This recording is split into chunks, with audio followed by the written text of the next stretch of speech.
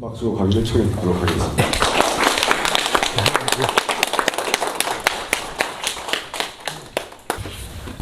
네, 방금 소개받은 박환입니다. 다시 한번 인사드리겠습니다. 저는 사실은 강원도하고 아주 좀 친숙한 사람입니다. 그리고 오늘 또 특별히 지금 의암어른 후손분은 아직 안 오셨나요? 아직 안 오셨습니다. 예, 제가 인사를 드리는 게 먼저 도리일 것 같아서, 예.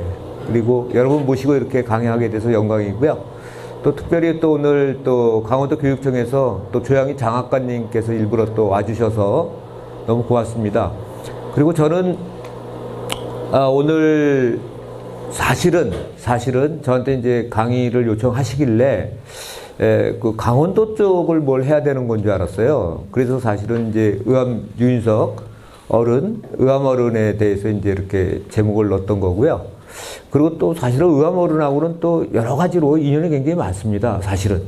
예, 지금 의암학회도 이제 후원단체로 되어 있는데 제가 의암학회도 오랫동안 관여하고 있을 뿐만 아니라 의암학회에서 의암학술 대상이라는 걸 주지 않습니까?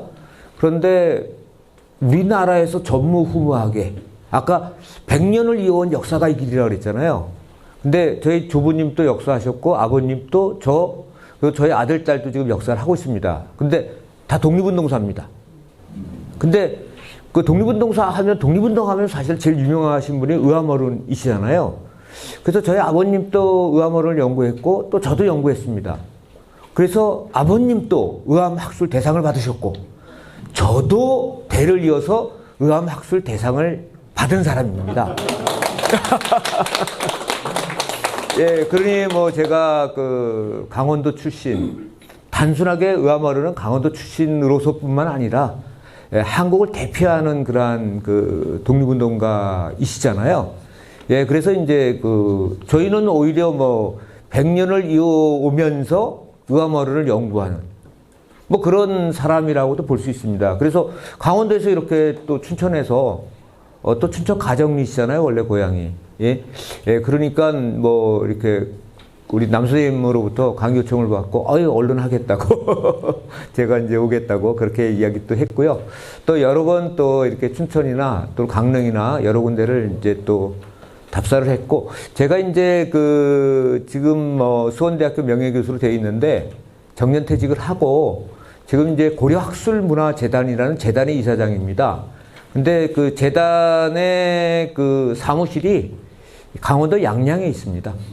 예, 그래서 또 이제 여러 가지로 그래서 이제 강원도 저희 학술재단에서 강원도 쪽에 이제 이렇게 학생들한테 장학금을 주로 주는 그런 쪽의 이사장입니다. 그러니까 사실은 이렇게 이런저런 또 인연이 또 많이 있다라고 말씀드릴 수가 있겠죠. 그리고 물론 제가 이제 의암어른이 여기 러시아 쪽을 주로 이야기하지만 의암어른이 활동하셨던 만주라든가 러시아라든가 여러 지역을 또 다 답사도 했었고요. 그래서 오늘은 이제 또 의암어른 쪽은 의암학회라든가 이런 쪽에서 많이 하시기 때문에 러시아 지역의 항일 독립운동과 관련해서 또 의암어른 또는 의암어른과 함께 하셨던 분들 있죠.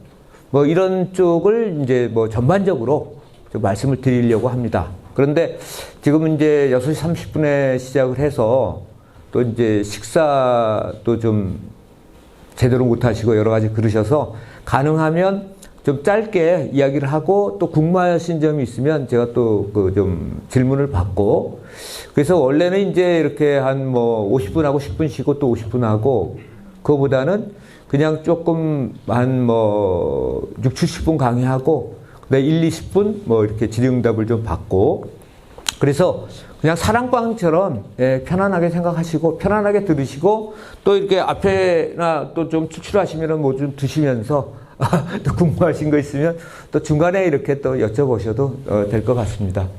그래서 이제 제가 오늘 러시아 지역 항일 독립운동과 이제 의암어른과 관련해서 조금 말씀을 드리도록 그렇게 할게요. 그리고 이제 만주에도 의암어른 쪽에 기념비들이 있지만, 물론 이제 춘천에도 있고 전국적으로 있습니다만은, 러시아 쪽에도 이제 춘천 분들이 많은, 또 강원도 분들이 많이 노력을 해서, 또 러시아의 또 블라디보스톡에서 북쪽으로 100km 올라간 우스리스크라는 데가 있는데요.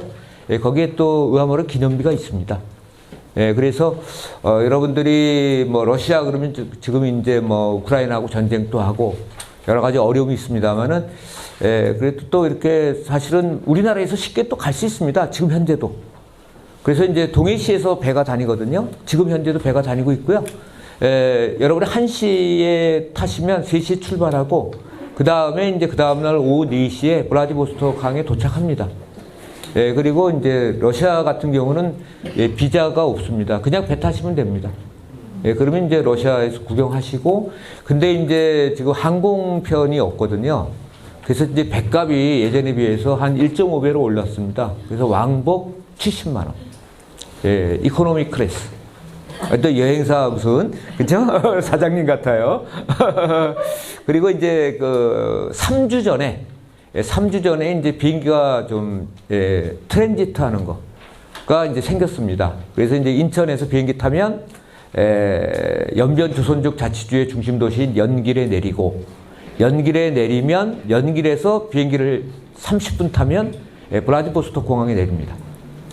그리고 이제 다시 또 인천에서 비행기 타면 하얼빈으로 가서, 하얼빈에서 또 블라디보스토크 들어가는, 또 비행기가 생겼습니다. 연길 거는 3주 전에 생겼습니다. 3주 전에.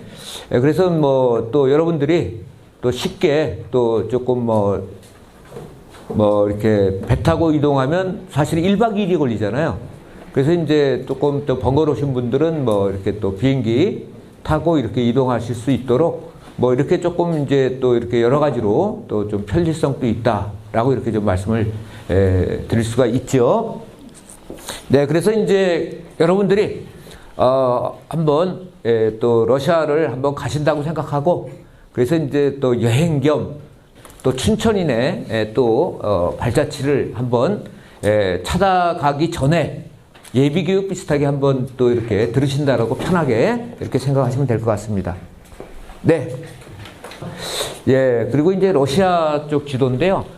지금 블라디보스톡이라든가 이런 쪽은 뭐 이쪽입니다. 여기가 지금 이제 그 한반도고요. 블라디보스톡 쪽이고, 이쪽에 이제 하바롭스크가 있고요.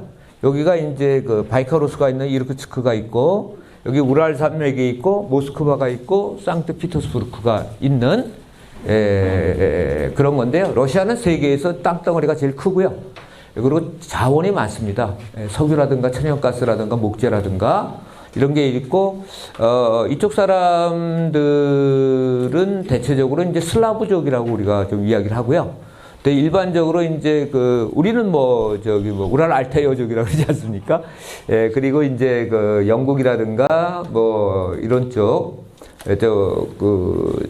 프랑스는 고울족 켈트족이라든가 또 영국 앵글로 섹슨족이라든가 로마나 스페인이라든가 로마, 이탈리아 쪽이라든가 이게 라틴족이라든가 등등 있는데, 러시아는 슬라브족이라고 하고요. 그 슬라브족인 쪽이 이제 폴란드라든가 루마니아라든가 이쪽들 예전에 동유럽 있지 않습니까? 이 사람들이 대체적으로 이제 슬라브족입니다. 근데 이 서양 사람들도 이렇게 보다 보면 또 사실은 좀 이렇게 좀 종족이 또 구분이 됩니다. 그리고 이제 언어는 이제 그 러시아어는 키릭 문자라 그래가지고요. 조금 이제 영어하고 비슷하지만 또 조금 다른 그런 형태의 이제 또 언어를 사용하고 있고, 종교는 이제 러시아 정교라고 해서요. 예전에는 원래 공산주의 시절에는 그 종교가 이제 아편이다 그래서 없어졌고, 그러다가 이제 1923년부터 러시아가 공산화되면서 종교가 없어졌다가 91년 12월에 구소련이 붕괴가 되면서, 그러면서 이제 다시 러시아 정교, 국교는 아닙니다. 예전에는 원래는 국교였어요. 국교. 모든 사람들이 이제 그 러시아 정교라는 종교를 믿어야 됐는데, 그 러시아 정교는 그리스 정교하고 같은 겁니다. 그리스 사람들이 믿는 종교하고 그리스 정교가 러시아 사람들이 믿기 때문에 러시아 정교라고 하는 겁니다. 그러니까 로마로 말하면 동로마하고 서로마가 있었는데, 동로마 제국이 믿던 게 그리스 정교, 서로마 제국이 믿던 게 카톨릭입니다. 예, 가톨릭이고 이제 그런 식으로 뭐 러시아란 나라는 근데 러시아란 나라는요. 네, 러시아 같은 경우는 위쪽에가 이제 바다가 네 군데가 있고요. 북극해가 있고 이쪽에가 이제 동해 바다가 있고요. 이쪽에가 우크라이나 쪽에 이제 흑해. 그다음에 이제 여기 발틱해.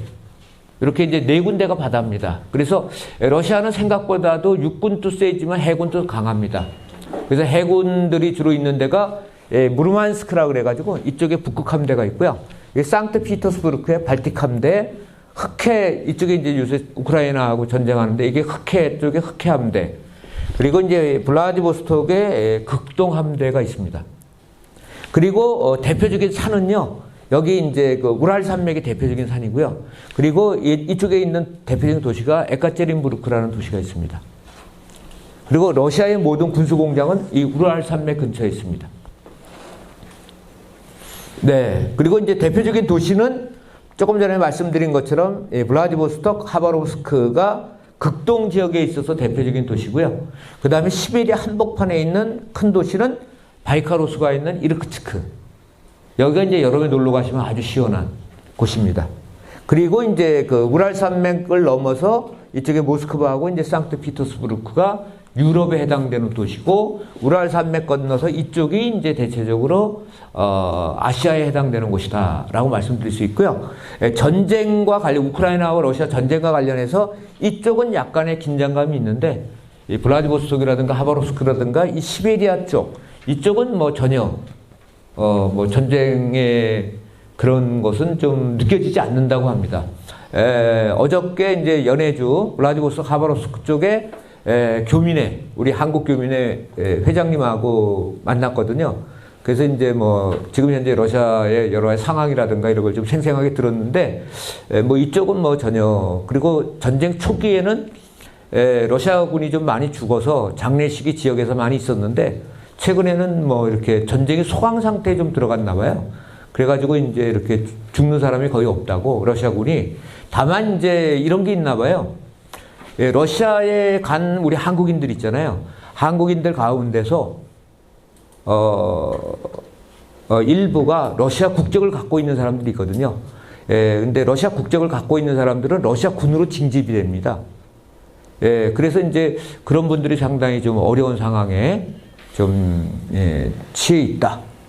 그리고 이제 지금 러시아 같은 경우는 국가 총동원령이 내려졌기 때문에 50세 이하 같은 경우는 이제 언제든지 이렇게 러시아 국적을 갖고 있으면, 그러니까 한국인의 경우에 러시아 국적을, 원래 러시아 사람은 괜찮은데 여러 가지의 편리를 위해서 러시아 국적을 취득한 한국 사람의 경우에는 총동원령에 동원될 수 있고 군대를 가야 되는 상황들이 벌어지기 때문에 여러 가지 이제 그 러시아에 살고 있는 우리 교민들이 지금 현재 여러 가지로 좀 긴장하는 측면들이 있다라고 지금 이야기들이 되고 있습니다.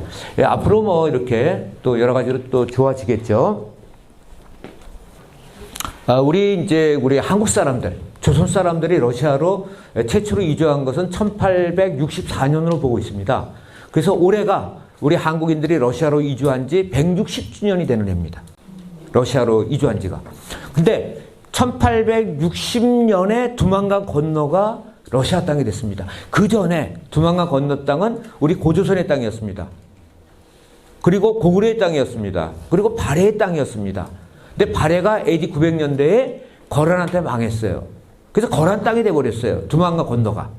만주 땅이. 예? 만주 땅이 이제 그 중국 땅이 돼버린 거죠. 거란 땅이. 근데 쭉 밑으로 내려와서 청나라가 1860년에 이 두만강 건너 땅을 러시아한테 빼앗겼습니다. 그래서 1860년 이후에 두만강 건너 땅은 러시아 땅이 됐고요. 러시아 땅이 된 이후에 우리 조선 사람들이 처음으로 이주한 게 1864년이다. 그래서 우리 조선인이 1864년에 처음으로 이주했다. 이렇게 되는 겁니다. 그러니까 그 이전에는 몰래 도망해서 그 중국 땅 그쪽으로 간 적은 많이 있습니다. 근데 러시아 땅이 된 이후에 이주한 것이 1864년이기 때문에 우리가 이제 그것을 기준으로 하면은 160주년이 되는 해다. 그래서 이제 각종 행사라든가 이런 것들이 이제 그 한국에서도 러시아에서도 많은 행사들이 중앙아시아에서도 있을 예정이다.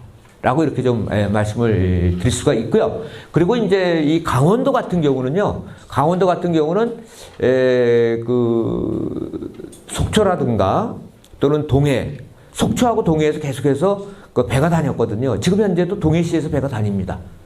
그 저기 블라디보스톡으로. 그래서 강원도하고 블라디보스톡 시 또는 거기가 이제 그 지역이 연해주라고 그러거든요. 동해바다와 연해에 있다, 접해 있다. 그래서 연해주라고 하는데 강원도하고 러시아 연해주하고는 자매결연. 또 블라디보스톡 시하고도 보통 강원도가 일반적으로 자매결연이 많이 이루어져 있다라고 말씀드릴 수 있습니다. 그래서 오늘 강의하는 이 러시아 연해주 이쪽 지역은 아주 강원도하고 밀접한 관련이 있고 또 1864년 이후에 많은 강원도 사람들이 동해안을 거쳐서 육로 또는 해로로 강원도 분들이 러시아 연해주로 많이 갔다. 라고 이렇게 말씀드릴 수 있습니다. 그 많이 간 사람 가운데 한 사람이 바로 의암 어른, 의암 유인석이다.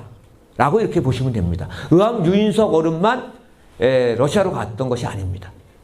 또 그 문화생이라든가 강원도의 수많은 또 그 제자들, 문인들도 또 러시아 연해주 쪽으로 의암 어른을 따라서 또는 의암 어른과 별개로 지역적으로 또 이동하기가 좋지 않습니까? 배 한 번 타면 바로 가니까.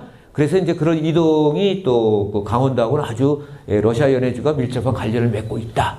라고 이렇게 말씀드릴 수 있습니다.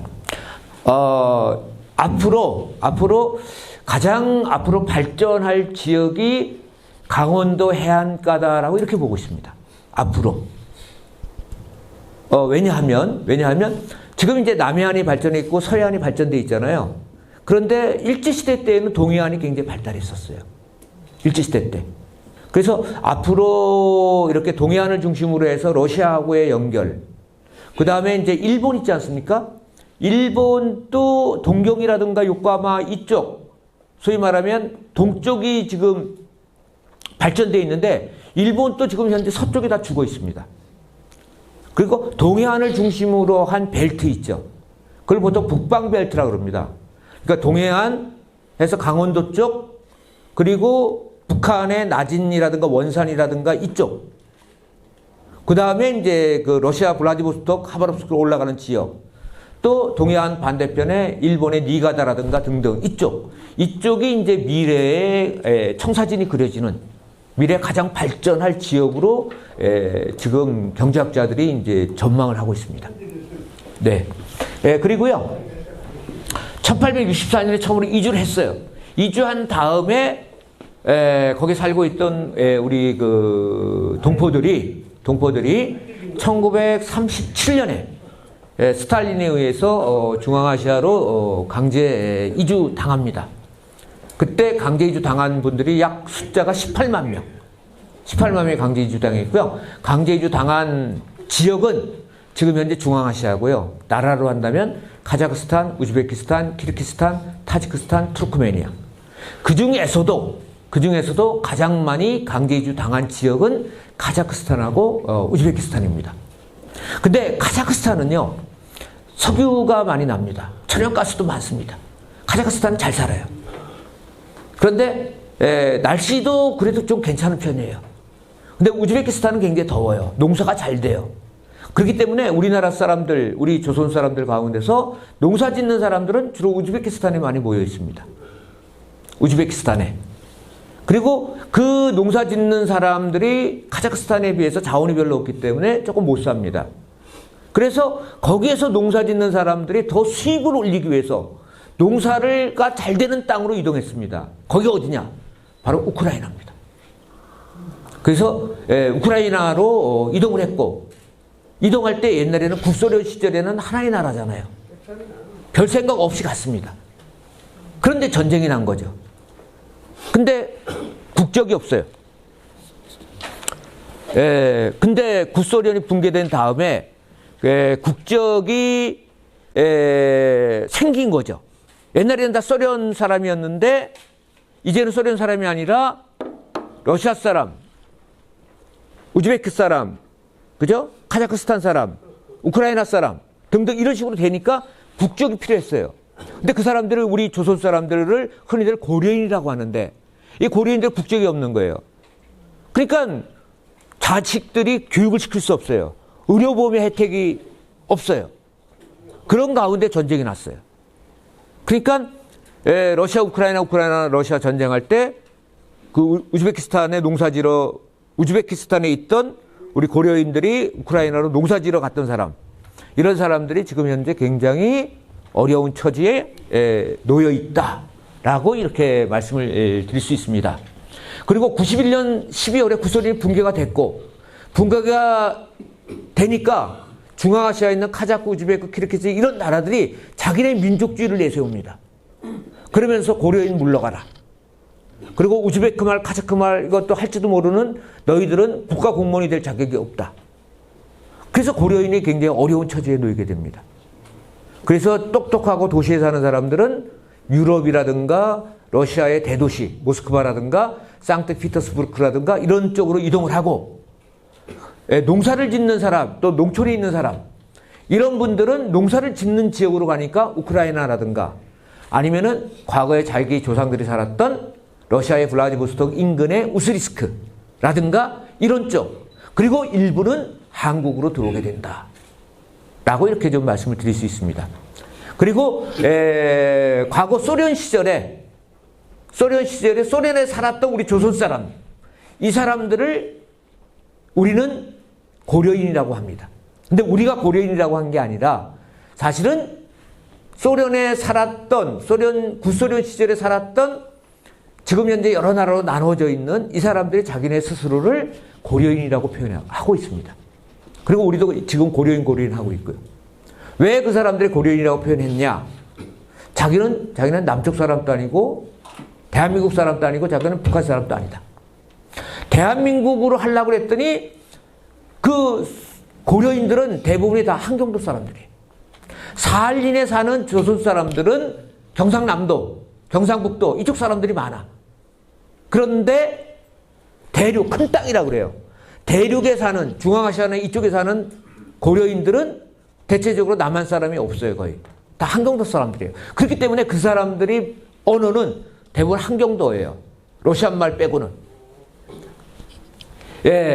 그래서 그 사람들은 그레스음동, 아이헤스음동, 그레집이, 아이헤집이 이 한경도 방언을 쓰고 있어요. 그러니까 남쪽하고는 사실은 연계가 없죠. 북한 쪽이 사실은 지역적으로 일가친척도 북한에 있어요. 근데 이분들은 해방 후에 이분들의 일부가 소련파라고 해서 들어왔어요. 그래서 북한을 만드는데 기여를 했어. 그런데 김일성 일당 독재체제가 형성이 되면서 김일성을 중심으로 하는 세력이 주도권을 장악하기 위해서 중국에서 온 사람들을 연안파를 다 쫓아내고, 소련에서 들어온, 중앙아시아에 들어온 그러한 우리 고려 사람들은 소련파라고 해서 다 쫓아내요. 그러니까 중앙아시아에 살고 있는 속된 말로 고려인들은 소련파로서 북한으로부터 배척당한 사람들이거든요. 그러니까 이 사람들이 북한도 지지하지 못하는 거예요. 그러니까 남쪽은 남쪽대로, 북쪽은 북쪽대로 못 가니까 이분들은 자신들의 정체성, 자신들은 이쪽도 저쪽도 아니다. 그러면서 본인들은 이제 고려인이라고 자신들을 표현하기 시작했고, 1991년 12월에 구소련이 붕괴가 됐는데, 붕괴 이후에 제소련 고려인 협회라는 걸 조직합니다. 그리고 신문 제목도 레닌기치라는 신문이 있었는데 고려일보라는 고려자를 쓰게 됩니다. 그래서 1990년대 이후에 구소련 시절에 살던 우리 조선 사람들은 본인들 스스로가 고려인이라고 했고, 그리고 지금 현재 우리도 고려인이라고 표현하고 있습니다. 제가 왜 이런 말씀을 드리냐면은 조선족이라는 표현이 있죠.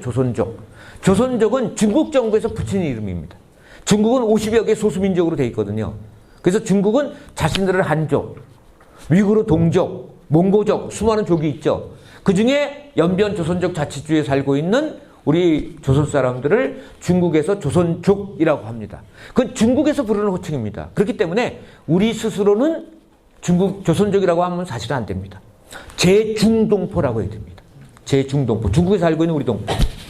러시아는 제로동포, 제카자흐스탄 동포, 제 우즈베키스탄 동포, 이게 원칙적으로는 맞습니다.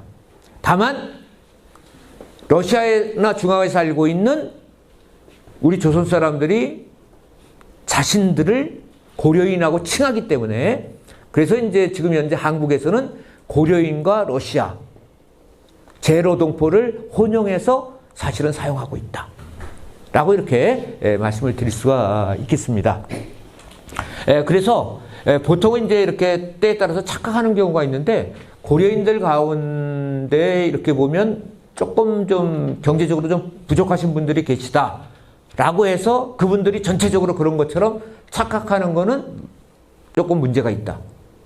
진짜 고려인들 가운데 상당히 부유한 사람도 많고 또 세계적인 지성들도 많고, 그런 사람들은 유럽이라든가 대도시에 가서 그 안정된, 그리고 굉장히 뭐 좀 물질적으로도 넉넉한 그런 삶을 사는 사람들이 굉장히 많고, 다만 이제 그 농사를 짓는다든가 기타 농촌에 계시던 분들이 대체적으로 이제 연해주라든가 한국으로 들어온 경우들이 좀 많이 있다 라고 이렇게 말씀을 드릴 수 있고요. 노인분들은 대체적으로 중앙아시아를 벗어나지 않습니다. 그러니까 나이 먹어서, 그러니까 자식들의 미래를 생각할 경우에는 타지로 나갔고, 그리고 내가 이 나이 먹어서 지금 어디 가서 이럴 경우에는 대체적으로 그렇기 때문에 중앙아시아에는 약 50만 명의 우리 고려인이 살았는데, 대체적으로 이제 노인분들은 지금 현재도 거기 그대로 살고 있다 라고 이렇게 좀 말씀을 드릴 수가 있겠습니다. 네, 그래서 우리 고려인들이 두만강을 건너서 이렇게 이제 이동을 하셨고요. 그러면서 이 러시아 지역에 많은 분들이 이제 1864년부터 1937년에 강제 이주 당하기 전까지 이주당한 사람의 숫자가 살았던 사람의 숫자가 약 18만 명 정도 이야기를 하고 있습니다. 18만 명. 그러니까 상당히 많은 사람이 살았던 거죠. 그런데 거기에 1905년에 우리가 을사조약이 맺어지잖아요. 외교권을 빼앗기잖아요. 그죠? 그리고 1910년에 나라가 망하잖아요. 그러니까 독립운동을 해야 되겠다. 근데 일본 놈들이 있으니까 여기서 국내에서 독립운동이 안 되잖아요. 그러니까 1910년까지 나라를 빼앗기지는 않았으니까 국권 회복운동. 1910년에 8월달에 나라를 빼앗긴 다음에는 독립운동. 그러니까 1905년부터 10년, 1907년에 우리가 강제적으로 군대가 해산이 되거든요. 그러니까 통감부라는 게 만들어지고, 일본 때문에 여기서 자유롭게 투쟁을 할 수가 없으니까 많은 분들이 해외로 망명을 합니다. 압록강과 두만강을 건너서. 압록강과 두만강 일대를 건너서 간 분들이 만주죠. 그 다음에 두만강 제일 동해바다 쪽, 이쪽으로 해서 넘어가신 분들은 러시아로 이주한 거죠. 근데 그 중에 한 분이 누구냐면 의암어른입니다. 의암윤석열은 일찍부터 만주로 가셨었어요. 거기 망명하셨었고, 평안도를 거쳐서 황해도로 해서 평안도로 만주로 가셨고, 그 다음에 다시 이제 국내로 들어왔다가, 그 다음에는 이제 또 그 강원도 쪽으로 해서 러시아 쪽으로 가서 이제 그 항일 투쟁을 이제 하시게 되는 거죠. 만주라든가 러시아, 노년의 나이에, 지금 우리 겨울 요새 조금 춥잖아요. 그죠? 옛날 겨울은 더 추웠어요. 그럼에도 불구하고 의암어른이 노년의 나이에 만주나 러시아로 가서 일찍 가서, 그것도 또 문인들과 더불어서 함께 가서 투쟁했다는 것은 지금 상상을 초월하는 일입니다. 웬만한 사람들은 그냥 현실에 안주하고, 그렇죠? 그러면서 자식새끼 잘 키우고, 오손도손 살기를 희망하고, 또 조금 지식 있는 웬만한 사람들은 사실은 친일을 많이 했습니다. 그 당시에 신식 공부라든가 이런 거 하는 사람들 가운데 친일하는 사람도 상당히 많아요. 특히 1910년에 나라가 망하기 이전에는 항일 투쟁을 했더라도 나라가 망한 이후에는 현실에 안주하거나 또 친일을 한 그런 사례가 굉장히 많습니다. 그럼에도 불구하고 의암어른 같은 경우는 만주라든가 러시아 독보자락 휘날리며 장충 메고 했다는 것은 대단한 것이다 라고 말씀드릴 수 있습니다.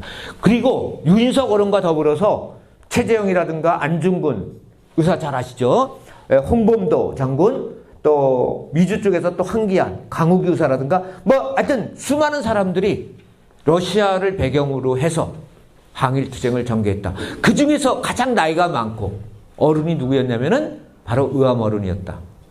조금 젊은 사람들이 망명해서 투쟁하는 거는 가능해요. 예? 근데 나이 먹은 노인입니다. 여러분 저기 그 1910년대 노인의 기준이 몇 살인 줄 아세요? 노인. 지금은 노인의 기준이 65세인가요? 예? 지금 70세로 올리자고 지금 계속해서 이야기가 되고 있죠. 요새는 뭐 70세가 아니라 뭐 80도 정정하셔다. 예? 그러니까 이제 노인의 기준이 사실은 누가 노인인지 알 수가 없어. 그런데 1910년대의 노인의 기준은 45세예요. 45세는 노인이에요. 예? 노인은 옛날부터 그러잖아요. 따뜻한 비단 옷을 꼭 입어야 되고 춥기 때문에 고기를 꼭 먹어야 된다. 그렇죠? 그래야만 근력을 유지하고 추위를 안 타고 지낼 수 있다. 이게 45세가 노인의 기준이에요. 우리나라의 임금들 있죠, 조선시대. 조선시대 임금들은 진짜 좋은 거 많이 잡수셨을 거 아니야. 그렇죠? 임금이 평균 사망, 그러니까 연도가, 나이가 몇 살이냐면은, 임금이요, 조선시대 임금의 사망 평균이 47세입니다. 47세. 47세 못 넘겨요.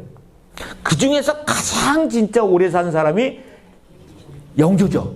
영조 80세입니다. 80세. 그건 진짜 예외적인 경우고 대체적으로 40대 중반을 못 넘깁니다. 그렇게 뭐 좋은 거 어이 갖다 놓고 뭐 그렇게 해도. 근데 의암월은 만주로 망명해서 러시아로 망명해서 투쟁했다.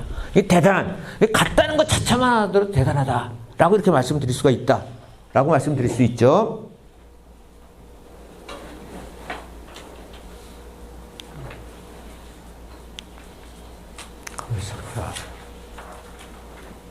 네, 의암어른이시고요. 네, 또 뭐 여러분 너무나 뭐 의암집이라든가 워낙 잘 아시죠.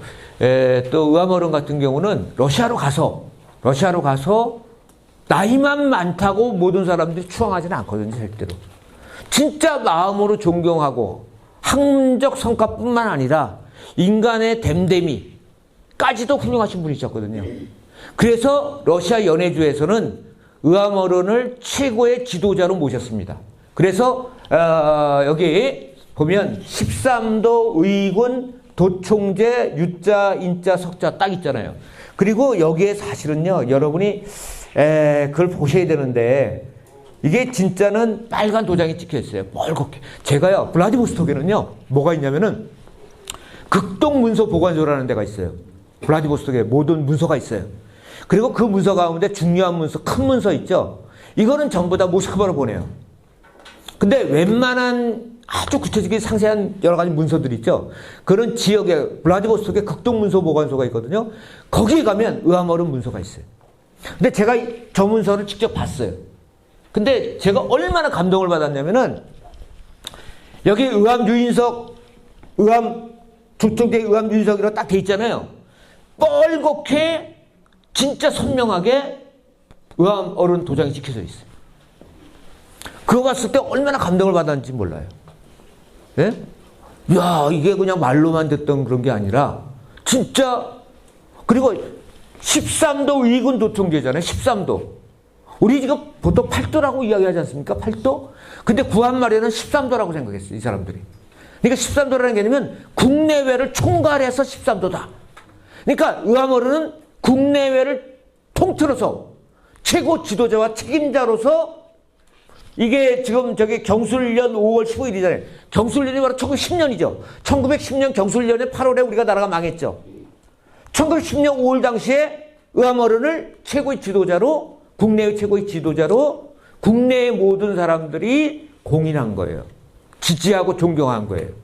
근데 그 도장이 떡 찍혀 있는 거예요. 그리고 지금 여기 도장 찍혀 있는데 여기 보이시죠? 13이라는 숫자 보이시죠?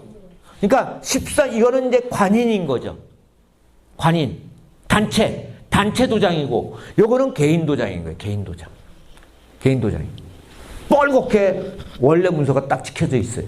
근데 이제 촬영을 못하게 해서 결국 이제 복사를 제가 해왔거든요. 이거 최초로 제가 복사해 왔습니다. 블라디보스토크 가서. 예? 그래서 저 서류가 알려지게 된 거예요. 우리나라에. 그러니까 이런 서류는 그래서 제가 독립기념관에도 복사본을 줬어요. 전시할 때 복제해서 원형처럼 뻘겋게 그렇게 만들어라. 근데 실제 처음에 블라디보스토크 극동문서보관소에 가서 딱 봤을 때 그 감동이라는 것은 이루 말할 수 없다라고 이렇게 말씀드릴 수 있죠. 물론 여러분 강원대 박물관에 가면 의암 어른 관련 자료들이 많이 있습니다. 또 전시도 돼 있고, 또 소장도 하고 있고, 있습니다.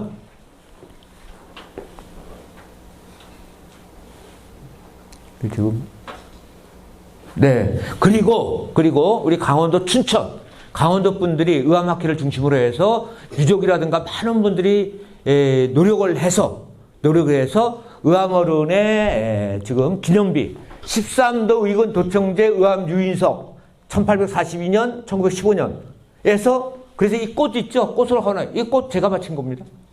예? 예, 그래서 이제, 그리고 사진 찍는데, 그 헌화도 한번, 물론 큰절했어요. 하고, 큰절하고, 예를 갖추고, 그죠?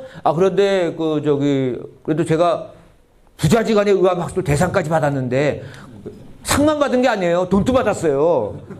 근데 꽃 탁 해가지고 헌화 했죠. 그렇죠? 이 춘천 분들이 굉장히 애쓰셔서, 블라디보스토크에서 북방으로 100km 올라가면 우스리스크라고 있어요.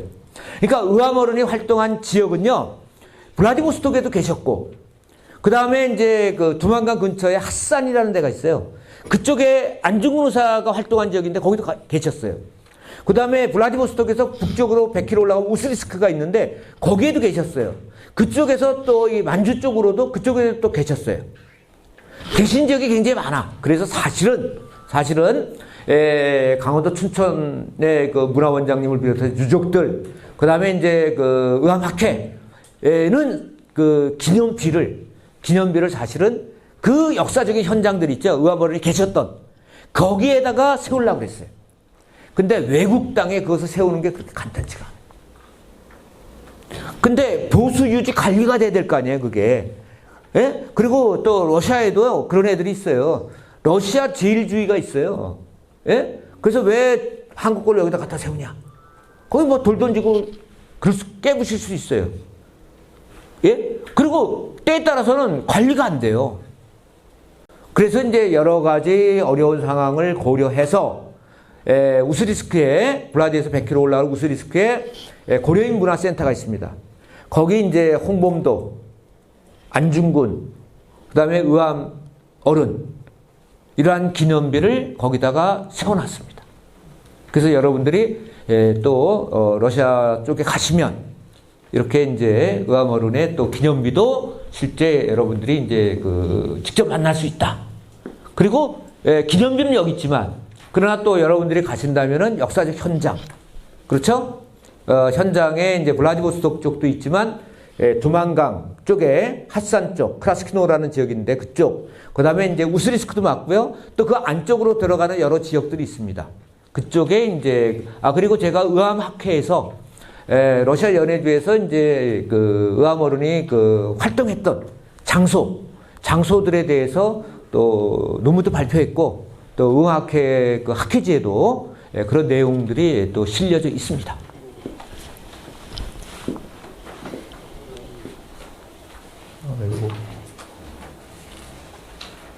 네, 그래서 제가 증명사진 하나,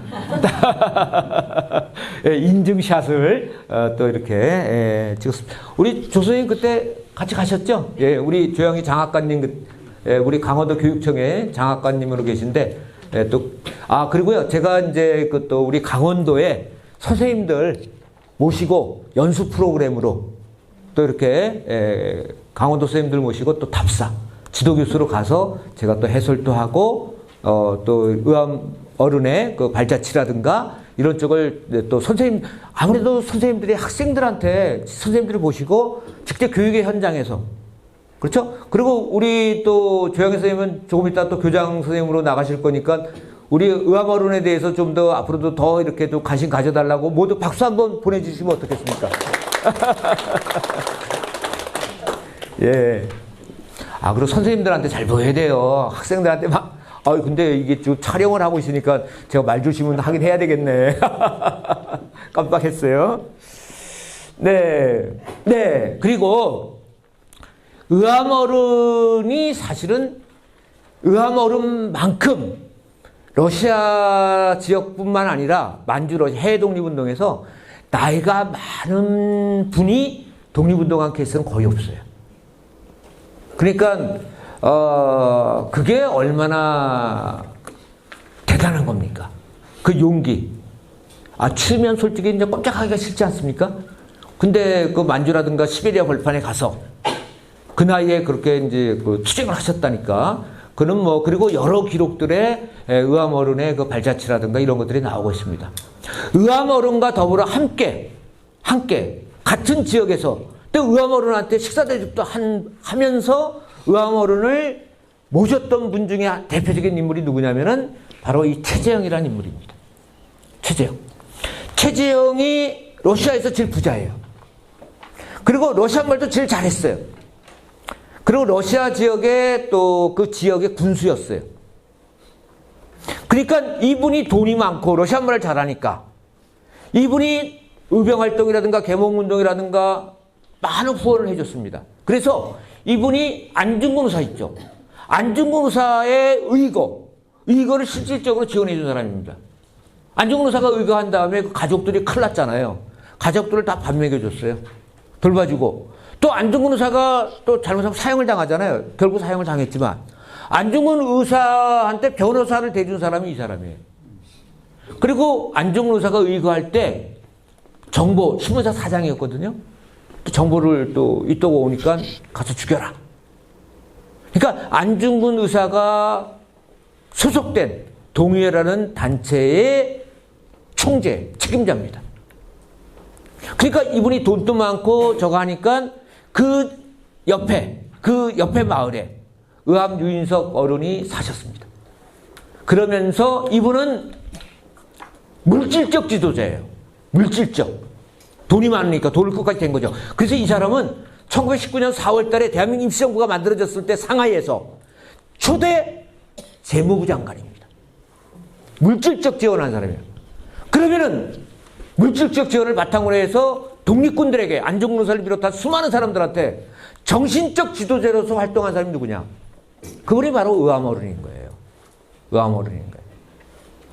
그래서 의암어른의 여러 가지 이제 경제적인 측면 이런 것들을 바로 최재형 이 사람이 됐다. 그리고 외국에 나가면 선비가 돈 있어요? 그렇잖아요. 집 밟고 땅 밟고 다 팔았는데 팔아가지고 갖고 갔어요. 근데 한국이 망했잖아요. 예? 한국이 망하니까 한국의 돈이 화폐 가치가 폭락하는 거야. 돈 가치가 없어. 예? 돈 가치가 별로 없어. 그러니까 돈을 갖고 갔어도 러시아에 가서 몇 달 쓰면은 돈이 없어지는 거예요. 근데 이 최정이라는 사람은 러시아의 부자잖아요. 사업가예요. 그러니까 이분이 스폰을 다 했단 말이죠. 물질적인. 그러나 이 최정이라는 인물은 노비의 아들이에요. 사실은 배운 게 없어. 그러니까 의암어른의 그러한 지식이라든가 전략이라든가 생각이라든가 그렇죠? 이런 것들을 적극적으로 수용을 해서 어른으로 받들면서 모시면서 또 이렇게 추진해 나간다라고 이렇게 말씀드릴 수가 있습니다. 네, 제가 또 최재형이라는 인물도 제가 발굴을 해서 연구를 해서 책을 냈습니다. 그래서 최재형이라는 인물이 옛날에는 교과서에 안 나왔는데 지금은 초등학교 5학년 교과서에 최재형이라는 인물이 나옵니다. 그래서 최재형 쪽에서는 저한테 큰 죄를 여러 번 해야죠. 제가 발굴을 해서 논문 쓰고 책을 내서 또 뭐 교과서에까지 실리는. 근데 옛날에는 최재형이라는 인물이 있는지 몰랐어요. 예? 근데 제가 92년도에 처음으로 러시아를 갔는데 가서 이렇게 듣다 보니까 사람들이 자꾸 최재형을 이야기하더라고요. 그래서 못 들어본 사람인데 그래서 이제 제가 보니까 후손들이 카자흐스탄에도 살고 모스크바에도 살고 또 그 키르기스탄에도 살더라고요. 그래서 이제 그분들을 이제 찾아가서 인터뷰도 하고 조사도 하고 그래서 이제 제가 빼치카 최재형, 빼치카는 난로라는 뜻입니다. 별명인 빼치카예요. 난로예요, 이 사람이. 마음이 훈훈하고 따뜻한 사람. 그 많은 부자인데 자기 혼자 이렇게 모든 걸 독식하는 스타일이 아니라 항상 베푸는 그런 삶을 산 사람이에요. 특히 자기가 노비 출신이니까 못 먹고 못 사는 가난한 사람들한테 돈 번 것들, 요새 흔히들 이야기하는 노블리스 오블리제를 베푼 그런 대표적인 인물이 바로 최재형이고, 그 최재형이 바로 의암 어른의 도움도 받고, 또 의암 어른 또 최재형을 도와주고, 최재형도 또 의암 어른을 도와주고, 상부상조하는 물질적 정신적인 그런 쪽으로 해서 상당히 그 어떤 융합과 조화를 이루어 나갔다 라고 이렇게 말씀드릴 수 있습니다. 그래서 바로 최재형의 유적지가 있는 살던 곳이 바로 그 옆에가 의암 어른이 살던 곳이다. 두만강 근처. 지금 현재 행정구역으로는 끄라스키노라고 합니다. 옛날에는 거기를 연추라고 했습니다. 연추. 그리고 안중근도 거기 있었어요. 그래서 안중근 의사가 손가락 자른 데가 바로 거기야. 그래서 안중근 의사가 손가락을 자른 단지동맹 기념비가 방금 말씀드린 연추 크라스키노, 바로 최재형이 살았고 의암 어른이 살았고 안중근이 있었던 바로 그 장소. 거기가 바로 그런 곳이다 라고 이렇게 말씀드릴 수가 있겠습니다. 그래서 이제 기록에 그런 기록이 나옵니다. 안중근이 하얼빈 의거에서 성공했다는 소식을 듣고 의암 어른께서 참 큰 대단한 일을 했다 라고 해서 크게 기뻐하시고 격려하셨다 라는 내용이 의암집에 나옵니다. 예. 네, 최재형 11회 항일 독립운동의 대부고 안중근 의거의 대표적 후원자, 대한민국 입시연구 초대 재무총장 뭐 이런 말씀 제가 드렸죠. 네, 그리고 이제 조금 전에 이제 안중근 말씀드렸는데, 네, 그래서 이제 안중근이 이렇게 그 핏방울, 손가락을 잘라서 피가 이렇게 핏방울을 형상화해서 이렇게 그 단지동맹 비가 조금 전에 말씀드린 것처럼 의암 어른하고 최재형이 있던 바로 그곳에 안중근 의사도 있었고, 안중근 의사가 그곳에서 단지를 했다 라고 이렇게 말씀드릴 수 있습니다. 지금 현재도 단지동맹비가 있습니다. 그쪽에. 그래서 세상이 좀 좋아지면 함께 아마 우리 그 남 선생님이 인솔 하셔서 그때 저를 좀 살짝 좀 초대 좀 해주시죠. 예? 예. 그래서 제가 이렇게 또 이렇게 가서 또 해설을 할 수 있는 기회가 있겠죠. 네. 바로 이곳이 이제 블라디보스톡입니다. 그래서 의암 어른이 강원도에서 처음으로 가신 곳이 어디냐면은 이거 블라디보스톡입니다. 블라디보스톡. 처음에 제가 말씀드렸죠. 요새 이제 이렇게 배편이라든가 항공편이 이런 식으로 해서 있다라고 말씀드릴 수 있습니다. 그리고 이 블라디보스톡에 처음에 의암 어른이라든가 안중근이라든가 우리 한인들이 살던 지역이 있습니다. 거기가 바로 해변가입니다. 해변가. 지금 현재 해양공원이 되어 있는데 옛날에는 거기가 중심이 아니었어요. 중심 도시에서 조금 떨어져 있거든요. 거기를 이제 우리 조선 사람들이 처음으로 개척했다라고 해서 개청이라고 했습니다. 거기에 의암 어른이 계셨다는 기록이 어디에 나오냐면은 실리아 방송대국을 쓴 장지연이라고 있습니다. 그렇죠? 장지연이 있는데 그 장지연이 쓴 해양일기, 해항, 그러니까 바다에 있는 항구, 그러니까 블라디보스톡을 이야기합니다. 일기가 남아 있습니다. 그 일기에 의암 어른이 블라디보스톡에 있었다는 그런 내용이 기록이 나오고 있습니다. 그래서 바로 그 길에서 그 길을 걸으며 의암 어른을 우리가 생각할 수 있다. 안중근도 다녔고 최재형도 다녔고 의암 어른도 그 길을 다녔다 라는 그러한 그 기록이 해양일기라고 하는 블라디보스톡 일기. 해양은 뭐냐면은 바다에 있잖아요. 블라디보스톡을 다른 말로 해삼이라고도 합니다. 해삼이 많이 난다. 또는 삼면이 바다로 돼 있다 라고 해서 해삼이라고 하는데, 그 해삼이의 항구, 해항 일기, 거기에 이제 의암 어른 관계가 나온다라고 이렇게 말씀드릴 수 있죠. 바로 이거 블라디보스톡이고요. 그 쪽은 여기가 이제 중심이고요. 여기 블라디보스톡 여기 있고요. 그 다음에 여기 항구가 있고 여기 블라디보스톡 극동 함대거든요. 바로 이 건너 이쪽에 이제 개청리 마을입니다. 이쪽에 여기가 이제 속된 말로 한국인들이 모여 사는 한인타운. 그리고 거기에 이제 처음에 이제 유인석 의암 어른도 이제 저쪽에 가셨다 라고 이렇게 말씀드릴 수 있죠. 네, 옛날 사진입니다. 그래서 이 거리에 이제 왔다 갔다 했고요. 그리고 이쪽에 바닷가고 지금 현재는 이 건물만 남아 있습니다. 이 건물만 지금 남아 있어서 여기 1층이 커피숍이거든요. 그래서 저기 여러분 가서 아이스 아메리카노 한 잔씩 하시고 더울 때. 근데 여기는 이제 메뉴가 이제 그 러시아어로 돼 있고 영어로도 돼 있고 한국어로 돼 있습니다. 한국 분들이 많이 오시기 때문에 특히 이제 이 거리가 옛날에 그 개척리고 한국인 거리였기 때문에 특히 이제 그 한국 분들이 블라디보스톡을 방문하면 이쪽을 꼭 오죠. 그리고 지금 현재 요 건물 바로 뒤편이 바로 바다입니다. 거기 해양공원이에요. 그래서 많은 분들이 이제 다니는 대표적인 곳이고 요 끝쪽에 지금 현재 한국 블라디보스톡 총영사관도 바로 여기 있습니다.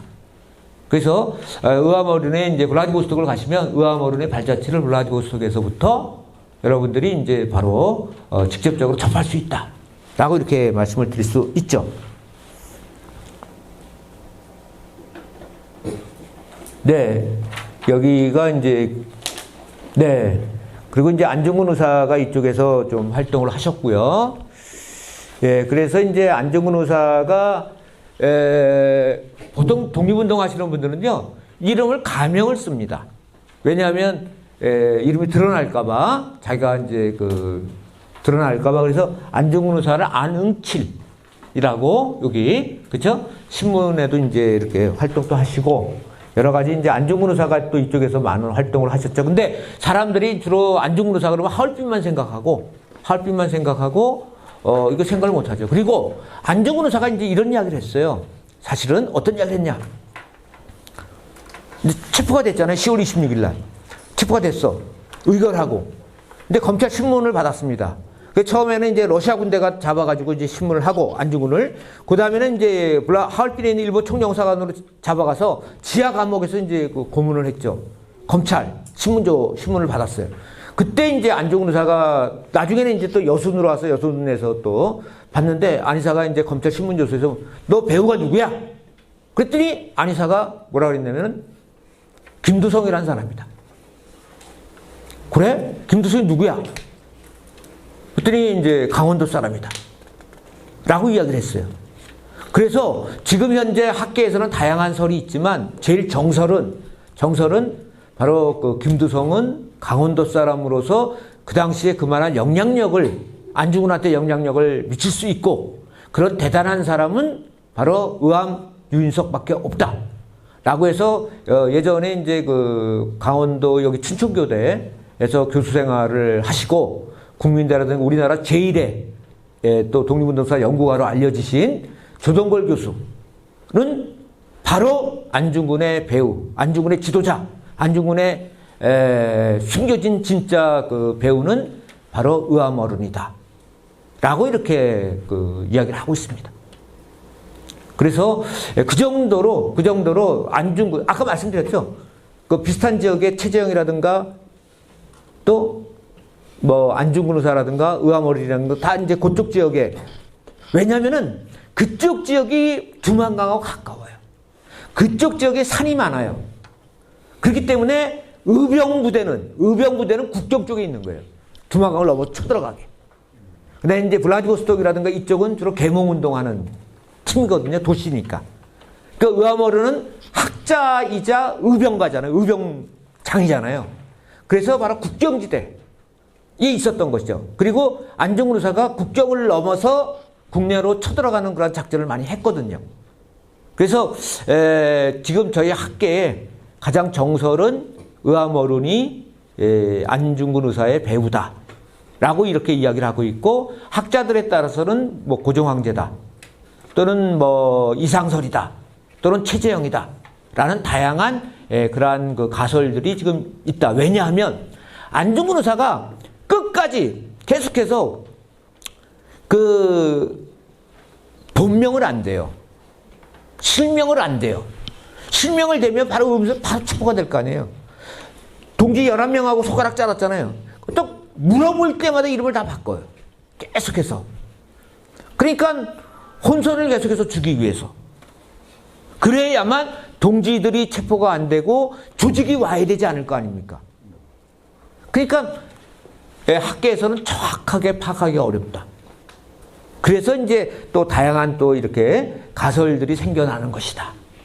라고 이렇게 말씀드리죠. 검찰에 신문을 받을 때는 가능하면 자기는 죄가 없는 것처럼.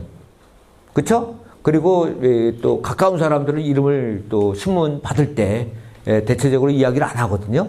그러니까 이제 안이사의 신문 조서도 있는데 그거를 이제 지금 어느 정도까지 믿어야 되느냐부터 시작해서 다양한 의견들이 있다라고 이렇게 좀 말씀드릴 수 있습니다. 그리고 이제 또 홍범도 장군이 또 러시아 연해주에서 또 그 활동을 합니다. 1920년 6월에 봉우동 전투도 했지만 홍범도 장군도 북한 지역에서 의병투쟁을 했고 일본군한테 쫓겨서 바로 두만강을 넘어서 러시아 연해주에 와서 의암, 유인석, 최재형, 안중근, 홍범도 이런 분들이 이범윤 간도관리사 했던 이런 사람들이 함께 투쟁을 합니다. 그러다가 이게 나라가 빼앗기니까 어디로 이동하냐면은 국경지대에서 조금 떨어지는 데로 이동합니다. 그 이동한 데가 바로 우스리스크. 그쪽으로 이제 좀 이동을 하고 또 일본 놈의 추적이 계속 오니까 조금 더 뒤쪽으로. 그리고 아까 말씀드린 것처럼 13도 의군 있죠. 그거는 바로 크라스키노 옆에 바라바시라는 데 거기 제피거우라고 있어요. 제구라고. 그쪽에서 13도 의군을 이제 조직을 했습니다. 그런데 하나의 특징은 뭐냐면요. 의암어른이 추적 가정리 쪽 분들이잖아요. 그리고 이 강원도 분들이 산이 많지만 예전에도 이동할 때 배를 많이 이용하셨어요. 강원도 분들이.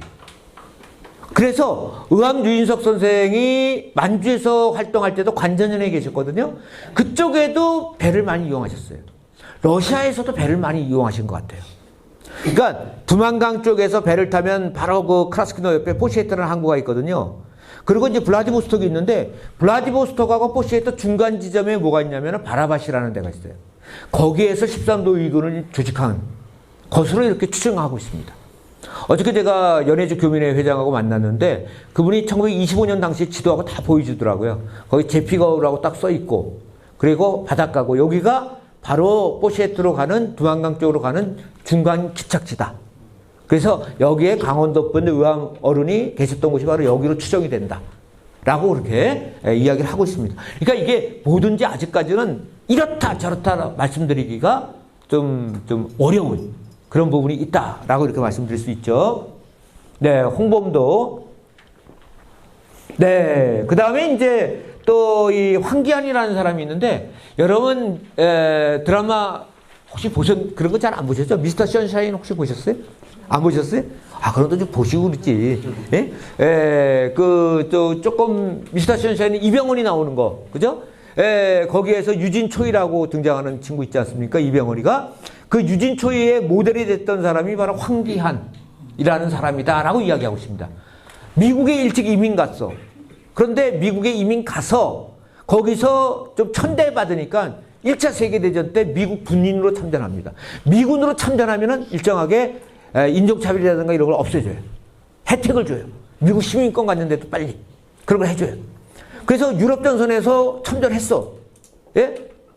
황기안이. 그리고 이 사람이 1919년에 3.1운동이 있고 파리 강화의 파리 위원부가 만들어지거든요. 우리가 임시정부 쪽에서. 그때 파리 위원부로 들어가요.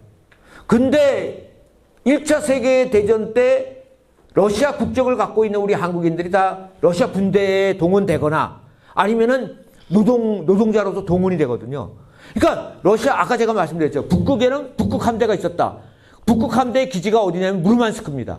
거기에 우리 조선 사람들이 고려인들이 500명이 가서 일했어요. 1차 세계대전이 끝나니까 남몰라라니까 어디 갈 수도 없고 막 이렇게 돼버린 거예요. 그 사람들을 다 구해준 사람이 누구냐면은 이 황기안이라는 사람. 이 사람.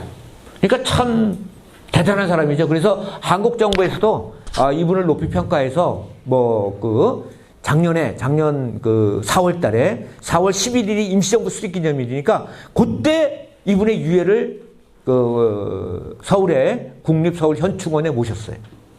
유해를. 그러니까 이런 분도 계십니다. 네. 근데 이제 이분 또 안타깝게 젊은 나이에 23년에 뉴욕에서 그 심장마비로 또 사망을 해서 작년 4월에 또 우리 한국 정부에서 이제 유해를 봉안했던 이분도 이제 러시아에서 활동했던 분이고요. 안중근도 30대 초였어요. 예? 그다음에 이 사람도 마찬가지예요. 다 독립운동한 사람은 젊은 사람이에요. 의아모르는 1842년생이면 어떻게 돼요? 1910년이면 몇 살이야? 예? 60이 넘었죠? 70. 70이면 지금 노인 중에 상노인 아니에요? 그러니까 70 죄송합니다. 이런 표현 써서 70이나 넘으신 노인이 만주라든가 시베리아 벌판에서 독립운동한다고 나서서 다니셨다. 그게 말이 됩니까? 지금 우리 지금 90 노인이 왔다 갔다 하는 건데. 그러니까 그건 진짜 강인한 정신력이 아니면 그 강인한 정신력 정도가 아니라 그거는 진짜 죽기 살기로 그거 아닌다 하면은 나이 그 70 넘은 영감님이 그 저기 만주 시베리아 벌판에서 이 시베리아 여기 그 겨울에 가보면 얼마나 추운데요. 예? 나가기도 싫은데 꽁꽁 얼어서 그죠? 그런데 이렇게 근데 다 젊은 사람들 네 이번 또 젊은 사람들이 심장마비로 이렇게 가만히 있어 보자 또 요새 이제 이거 황기안이가 씨가 이게 넘어가기가 굉장히 섭섭한 모양이네. 예? 띵! 그래도 안 넘어가지는데? 예. 예, 그죠? 제가 잘못 눌렀나? 예. 그죠? 예, 그냥 거기서, 예. 예.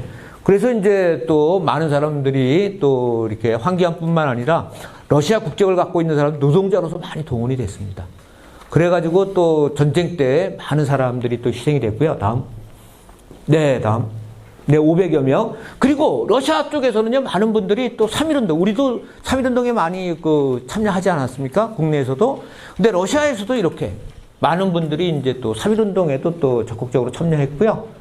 그리고 이제 3.1운동에도 이렇게 많이 참여하고 그 이후에도 러시아에서 수많은 사람들이 독립운동을 했습니다.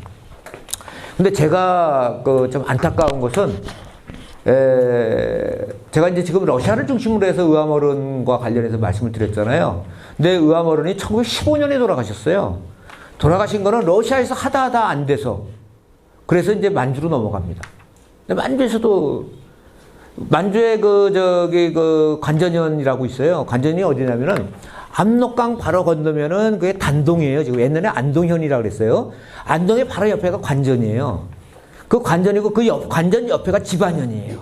고구려 관계토항비하고 있는데. 근데 관전현을 지나가 보면 진짜 산골 중에 산골이에요. 산이 너무 많아. 예? 그래서 사실은 독립군 부대들이 거기 많아요. 근데 의암어른 또 그 독립군 관전현 꼴짝에 계신 거예요. 그러니까 그 산속에서 얼마나 고생하셨겠어. 그쵸? 그래가지고 강원도 춘천 분들이 의암어른에 대한 게 굉장히 강하시잖아요. 거기 방치구라고 있어요. 그쪽에 이제 활동하시던데 기념비도 만들었어. 기념비도 만들었는데 그게 기념비가 너무나 뭐랄까 대단하지 않습니까? 탁본 있죠? 탁본 아시죠? 탁본을 잘 할 줄 모르는 사람들이 탁본을 해가지고 탁본이라는 건요 딱 돌 같은 거를 깨끗이 닦아가지고 예? 그래서 이제 물기 약간 저거 해서 이제 창호지 같은 거를 붙이고 그리고 거기다가 이제 먹으로 탁탁탁탁탁 이렇게 해가지고 글자 비문에 있는 걸 해야 되는 거거든요. 근데 어떤 XX들이 그냥 거기다가 탁본을 할 줄 모르니까 먹물을 먼저 꽉 묻혀버리고 그리고 창호지 갖다 붙인 거야. 예? 그러니까 그 글자는 글자대로 탁본이 안 되고 비가 완전히 먹물로 뒤집힌 거 있죠. 근데 제가 친구들 교수님들 몇 분하고 같이 거기 갔었어요. 근데 산골에 이제 강 건너서 올라갔더니 의암 기비라고 돼 있어. 의암 어른의 기비 이렇게 돼 있는데 시커멓더라고. 그래서 물 퍼와가지고 그거 하나하나 싹 닦았어요. 그리고 절 올리고 닦고 다시 한번 절 올리고. 그래서 제가 이거예요. 의암 기비라고 이렇게 있지 않습니까? 예? 1919년 3월에 돌아가신. 그래서 의암 어른이 기비를 제가 참 이렇게 이거는 제가 잘난 척 하나 해도 박수 한번 쳐주세요. 네, 그래서 오늘 제가 이제 그 의암어른을 중심으로 해서 좀 여러 말씀을 드렸는데, 참 의암어른에 대해서 말씀을 드리려면 한이 없어요. 근데 단적으로 저희가 현장을 가보면 일단은 나이 70대, 그렇죠? 근데 노학자, 대단한 학자지 않습니까? 그런 분이 만주 12대 벌판에 가서 문인들과 더불어서 함께, 그죠? 다 버리고, 가서 그렇게 투쟁했다는 그 하나의 사실만 가지고도 우리가 그 의암어른의 그 항일 독립운동, 그 정신, 진짜 그 높이 그 평가해야 되고, 아울러서 강원도 모든 분들이, 춘천분들이 일단 춘천, 강원도, 그리고 대한민국 국민들의 모든 사람들의 하나의 어떤 그 자존감과 자존심을 보여주는 그러한 그 대표적인 분이 아닌가 생각합니다. 오늘 좀 늦었지만 후손분이 우리, 예, 그러니까 유 선생님이시죠? 제가 증손. 네. 유연창입니다. 네, 아이, 감사합니다. 선생님, 네. 말씀 많이 드려. 예. 유연창입니다. 예. 제가 의암학회에서도 그렇고 여러 번 뵀습니다. 네네, 아이고. 예, 그래서 먼저 오셨으면, 제가 먼저 인사를 올리고, 이렇게 또 말씀을 올리는 게 예인데, 예, 좀 또 이렇게, 조금 늦으셔가지고, 제가 이렇게 조금, 예, 이야기가 그렇게 됐습니다. 그래서 제가 이제 여러 말씀, 이게 말씀을 드리려면 또 한이 없고, 그래서 이제 일단 이 정도로 조금 말씀을 드렸는데, 혹시 또 제가 이렇게 일방적으로 여러 가지 말씀 드리는 것보다 궁금한 점이 있으시면 편안하게 이렇게 말씀하시면 제가 아는 범위 내에서 좀 답변을 올리도록 그렇게 하겠습니다. 네, 말씀하시죠. 강우규 의사 관련 사진만 나왔는데 네네. 이분의 신경사인가요? 네, 강우규 의사는요, 우리나라의 대표적인 의열투쟁가입니다. 그래서 우리나라 훈장 가운데 가장 높은 훈장이 대한민국장이거든요. 근데 대한민국장을 받으신 분이 몇 분 안 계신데, 대한민국장을 받으신 분이고요. 그리고 이 강우규 의사는 65세 때, 그 당시에, 그러니까 그 당시에 65세도 대단한 나이인데, 원래는 이제 러시아에서 학교 교장 선생님이세요. 교장 선생님인데 학생들이 민족의식을 안 갖고 있다. 그래서 학생들에게 내가 뭔가를 민족의 자존감이라는 거 자부심을 심어줘야 되겠다. 그래서 이 영감님이 그 당시에는 아까 말씀드렸잖아요. 노인의 기준이 45세라고. 65세 영감님이 그 폭탄을 가지고 블라디보스토크에서 배 타고 해서 원산으로 해서 지금 현재 그 서울역으로 왔어요. 옛날에는 거기를 서울역이라 안 하고 남대문역이라고 그랬거든요. 1919년 9월 2일 날 일본 총독이 들어왔을 때 폭탄 던진 사람이에요. 그리고 1920년 11월 29일 날 서대문 형무소에서 교수형 사형당하십니다. 그러니까 러시아 지역에서 노인들이 45세장들이 그 당시에 노인동맹단을 결성했거든요. 근데 그 노인동맹단을 결성하고 그 노인들이 중심이 돼가지고 굉장히 운동을 활발하게 했어요. 그리고 그분들이 가장 추앙하는 인물 가운데 한 사람이 바로 의암어른이었고, 그래서 강우규사 같은 경우는 그렇게 중요한 인물임에도 불구하고 사실은 그 연구가 제대로 없습니다. 왜냐하면 참 우리 안타까운 게 후손이 잘 되면 연구도 많이 되고, 그래서 후손이 제대로, 그래서 제가 사실은 안타까워서 의암윤석 어른도 연구했지만 강우규 의사를 제가 연구비 없이 책도 써서, 그래서 제가 날짜까지 기억하잖아요. 20년 11월 29일이라고. 11월 29일 날 아침에 기일날 서울 그 현충원에 가서 애국지사 묘역에 묻혀 계시거든요. 그래서 거기 이제 책을 헌정했습니다. 예, 그러니까 진짜 이분도 훌륭한, 의암어른만큼은 아니지만 그래도 대단한 인물입니다. 그리고 이분은 아주 독실한 기독교인이고요. 예. 그 다음에 혹시 또 궁금하신 점 있으시면 그냥 편안하게 그냥 사람방에 오셨다고 생각하시고 물어보셔도 됩니다. 네. 이런 질문을 해도 되는지 모르겠는데요. 사실 이런 독립운동하는 참 어렵잖아요, 힘들고. 네네. 근데 이 의원 선생님께서 당시에 가족을 같이 가셨는지 아니면 혼자 가셨는지 제가 좀 궁금합니다. 그 관계는 제가 정확히 잘 모르겠습니다. 아무래도 좀 정확하게는 우리 유현창 선생님이 잘 아실 것 같은데 한 말씀 좀 의암어른이 만주나 러시아 가실 때 누가 저한테 안 들리는데. 예. 그러니까 좀 안 들립니다. 저게. 네네. 예. 가족이 러시아 가셨을 때 예. 가족이 같이 가셨는가? 예. 네, 혹시 아시는? 그러니까 이게 저는 공부도 못했습니다. 제가 저 할아버지 의암의 아드님은 제가 평생에 모시다가 81년도에 가정이 저 집에서 돌아가셨습니다. 저 할아버지 말씀이 왜 의암에 대한 거를 늦게 이제 말씀을 안 하신 게 의당이 국민으로서 할 일을 했는데 무슨 얘기를 하느냐. 저 할아버지가 그런 말씀을 하세요. 그리고 이제 끝에 가서 이제 돌아가시기 몇 해 전에 전화 보라고 의암에 대한 이제 어려서부터 끝까지 한 거를 대충 써서 저를 주신 게 있습니다. 그게 보면 지금 역사하시는 분들이 제대로 모르시는 게 저 할아버지는 의암의 아드님은 안이사과 7년 동안 같이 계셨다 됩니다. 7년 동안. 그래 나이가 안이사보다 198이 R인데 안이사가 2등이 살해할 때 곤총이 자기 곤총이 아니랬습니다.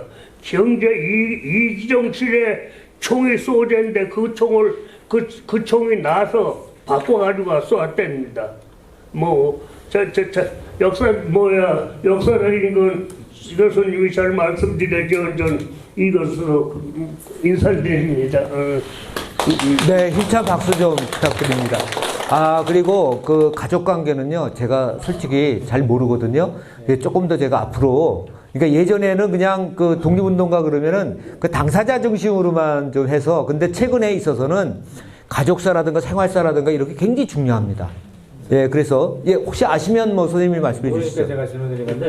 그래요, 예. 가족과 함께 가서 이렇게 이 운동하기는 쉽지는 않았을 거예요. 네. 저도 이제 상상은 그렇게 되는데, 그래서 이제 안중근 의사 같은 경우도 이제 혼자 갔었고, 나중에 이제 안중근 의사 부인이 김아려 여사거든요. 아려하고 이제 자제분이 둘이 이제 오고 따님은 또 안 데려갔었고, 나중에 이제 들어오세요. 그러니까 이제 실질적으로 이렇게 투쟁할 때 처음에 가족이 동반하지는 않고, 나중에 이렇게 가족이 합류하거나 이런 경우가 있는데, 의암 유인석 어른의 가족, 근데 보통 장남은 따라가는 경우가 많아요. 예? 또는 장남은 왔다가 바로 보내고 차남이 들어오는 경우가 많습니다. 왜냐하면 예전에는 제사를 모셔야 된다는 게 굉장히 집안을 지켜야 된다든가 이런 게 굉장히 많아요. 그래서 육형제, 우당 이혜영 육형제가 만주 신흥고등학교 갔거든요. 하러. 근데 첫째가 이건영인데 그분은 만주 갔다가 바로 돌아와요. 집안을 사당을 지키기 위해서. 그래서 또 이제 예를 들어서 러시아 쪽에 이범진 공사라고 있는데 거기도 큰 아들이 이기종이고 둘째가 이위종이거든요. 근데 헤이그 밀사를 우리가 많이 아는 사람이 이위종이잖아요. 근데 이기종은 큰 아들은 갔다가 바로 들어와요 또. 그러니까 집안을 지키기 위해서. 그래서 아마도 의암어른 관계도 조금 그런 거를 좀 중심적으로 그런 걸 주제로 해서 그런 것도 앞으로 연구할 필요가 있을 것 같습니다. 근데 제가 잘 모르는 부분은 또 제가 모른다고 말씀드리는 게 그리고 앞으로 저도 관심을 갖고 연구하도록 하겠습니다. 아주 좋은 질문 주셨고요. 또 이제 또 다른 분 혹시 궁금한 게 계시면은 정정 할머니 같이 가셨어요? 응? 정정 할머니하고 유 선생님하고 같이 가셨냐고. 나요? 아니 정정 할머니하고 유인석 선생하고 그럼 같이 만나주셨죠? 같이 가셨냐고 여기서. 우리 할아버지도 우리 할아버지 평생에 비서격으로다가 출장 모시고 다녔습니다. 그러니까 보통 아들 한 사람은 모시, 예. 거기서 20년 또 돌아가신 지 20년 후에 거기도 외놈의 땅이 중국도 되니까는 그 제자들 모두 고향으로 모시자 원해서 1935년에 가정일로다가 저 고향으로 모셨습니다. 저 사는 집대로다가 가정일로다가. 네, 예, 말씀하십시오. 제가 말씀드릴 게 있는데 네네네. 이제 그 할아버지 때나 이 선조분들이 독립운동을 하시는 바람에 네. 이 가족들을 돌보지 못하셨잖아요. 네네. 그래서 남아있는 가족들이 많은 어려움을 겪고 또 네. 그 일본 그 당국의 그 감시라든가 이런 어려움이 많고 네. 또 그런 관계로 지금 선생님 또 공부를 못 하시고. 공부를 못 하셔가지고 네네. 굉장히 생활이 어려워졌잖아요. 네네. 그래서 그런 가족사에 대한 그런 연구도 전체적으로 좀 해가지고 그분들이 같이 독립운동에 저는 참여를 하셨다고 봐요. 네네. 그래서 이제 정부에서도 예전에는 당사자만 포상을 했는데 지금 몇 년 전부터 그 이제 사모님이라든가 이런 쪽은 아내 같은 경우도 또 다른 독립운동가로서 그좀 포상을 하는 쪽으로 지금 그렇게 지금 하고 있는 걸로 알고 있습니다. 그래서 포상 관계도 그렇고 예. 그 자녀분들이 겪었던 고통, 그렇죠. 네, 그런 것들을 전체적으로 다 연구가 돼가지고 예. 우리 국민들이 그런 걸 잘 알아서 네. 네, 그래야만 더 사실은 그게 진실에 가깝고 그래서, 생동감도 있고 그죠? 네, 그게 예, 중요해요. 저도 그게 학교에서 연구를 해서 네, 요새 이제 학계가 아까 말씀드린 것처럼 처음에는 이제 영웅 씨하고 또 한 사람 중심으로 했는데 지금 가족사, 생활사 중심으로 이렇게 이제 연구가 조금 더 이렇게 활성화되고 있는데요. 의암어른 관계도 앞으로 이제 그 좀 그런 지금 말씀하신 그런 방향으로 해야 될 것 같습니다. 그리고 저도 그렇게 전체적으로 다 알아야 예, 그러니까요. 예, 그렇게 할 수 있도록 노력하겠습니다. 너무 아주 귀한 말씀 해주셨고요. 그 다음에 또 혹시 뭐 다른 분들께서 혹시 또 귀한 시간 내셔서 오셨는데, 예, 말씀하십시오. 그 50년 전에요. 네. 50년 전부터 저희가 이제 초등학교 때부터 배워왔던 그 역사 교과서 네. 이것들이 많이 이제 왜곡됐다고 그때 당시에는 그런 게 조금 있었고 지금까지도 이제 그런 얘기를 곳곳에서 듣는데 네. 50년 전 역사 교과서하고 지금의 역사 교과서하고 좀 많이 개정이 좀 됐습니까? 아이들 가르치는 데 있어서 그 왜곡된 역사를 아직 계속 가르치고 있는지 그게 또 궁금해요. 글쎄 제가 뭐라고 말씀드리기는 좀, 예, 그러니까 굉장히 포괄적인 질문이라 그래도 뭐 50년 전하고 지금하고는 좀 여러 가지로 좀 많이 그 교과 과정이 여러 번 아마 개편이 된 걸로 알고 있거든요. 그리고 저희가 초중고등학교 교과서에 대해서 솔직히 잘 모릅니다. 다만 조금 더 이렇게 좀 좋은 방향으로 이렇게 그 가야 된다는 당위성은 있는데 이것이 이제 그 정권적 차원이 아니고 국가적 차원에서 이제 제대로 그죠? 뭐 이런 식으로 가야 되는 것이 바람직하지 않겠나. 그리고 또 그런 방향으로 아마 좀 추진이 되는 걸로 알고 있습니다. 네. 변하지가 않았다는 말씀이시네요. 아니요, 그렇지는 않습니다. 많이 변했는데 그렇다고 해서 그것이 이제 그 또 100% 이렇게 그 100%라는 기준도 애매하지 않습니까? 그래서 그거는 뭐 제가 뭐라고 이렇게 말씀드리기는 좀 근데 예전보다 50년 전보다는 지금 훨씬 좋아진 것만은 사실입니다. 그리고 지금 현재 50년 전에는 그 데이터베이스라든가 이 컴퓨터라든가 이게 안 돼 있었거든요. 그러니까 자료 발굴이 안 됐습니다. 의암 유인석 어른 같은 경우도 이제 1990년에 우리가 러시아와 국교 수교됐습니다. 예? 1992년에 중국과 국교 수교됐거든요. 그러면서 저기 의암 어른이 활동했던 장소도 가보고 거기 이제 중국은 당한관이라는 게 있거든요. 문서보관소. 거기서 이제 중국 자료도 갖고 오고 또 러시아에서도 국동문서보관소라든가 여러 문서보관 자료도 갖고 오고 그래서 의암 어른에 대한 새로운 사실들이 많이 밝혀졌습니다. 옛날에 의암학회가 없었습니다. 학회가 만들어지고 수많은 책자가 번역되고 간행되고 또 논문집도 나오지 않았습니까? 그래서 이런 것들이 교과서라든가 이런 게 다 많이 반영되고 있습니다. 예, 그렇기 때문에 예전에 비해서 그 뭐 변화가 없다든가 그런 건 절대 아닙니다. 예. 그 부분은 교수님 제가 네.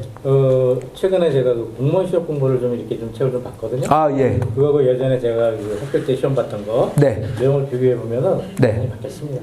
아, 많이 바뀌었나요? 바뀌었어요. 특히 네. 북한과 관련된 부분들은 많이 바뀌었습니다. 네. 하여튼 뭐 그 부분은 또 다른 주제이기 때문에 다음에 기회가 있으면 그런 쪽을 중심으로 해서 또 한번 이야기를 나누면 좋겠습니다. 또 혹시 뭐 이렇게 뭐 네, 우리 선생님. 네. 그 회에서 항일운동하셨던 독립운동가들의 유해 병화이 계속 이루어지긴 하는데 네. 그게 바람직하지는 않은 것 같다. 이번에 홍범도 장군 네네. 관련해서 카자흐스탄의 정치적인 지지고 거기 고려인들의 우상이고 또 영웅인 유해를 몽환해 와서 거기 사람들도 엄청난 상실감도 갖고 있거든요. 네네. 그래서 그런 거에 대한 생각이 어떠신지 궁금합니다. 저도 뭐 선생님하고 동감입니다.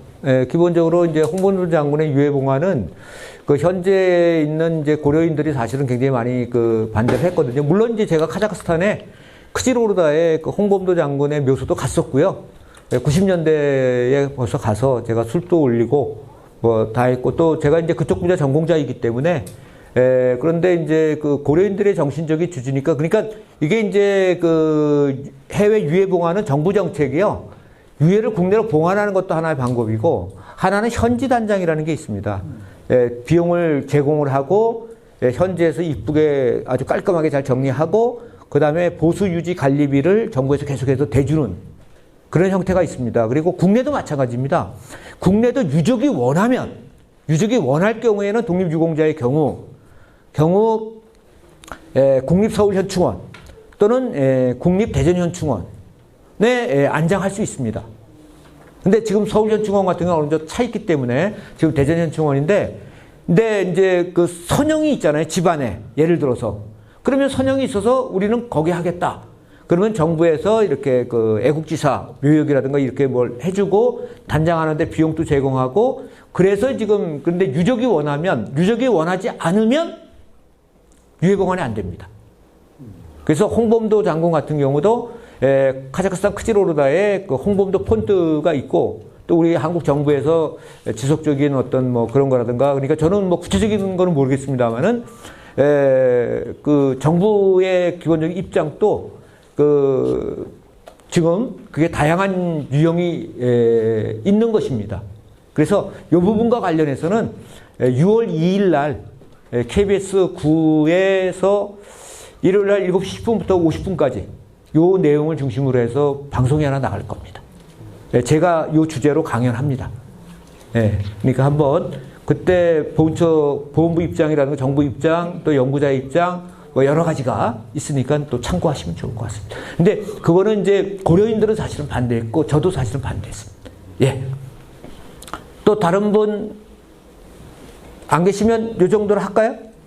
아유 오늘 저기 뭐 귀한 시간 이렇게 또 제 강의 열심히 들어주시고 또 좋은 질문도 많이 해주셔서 너무 감사합니다. 고맙습니다.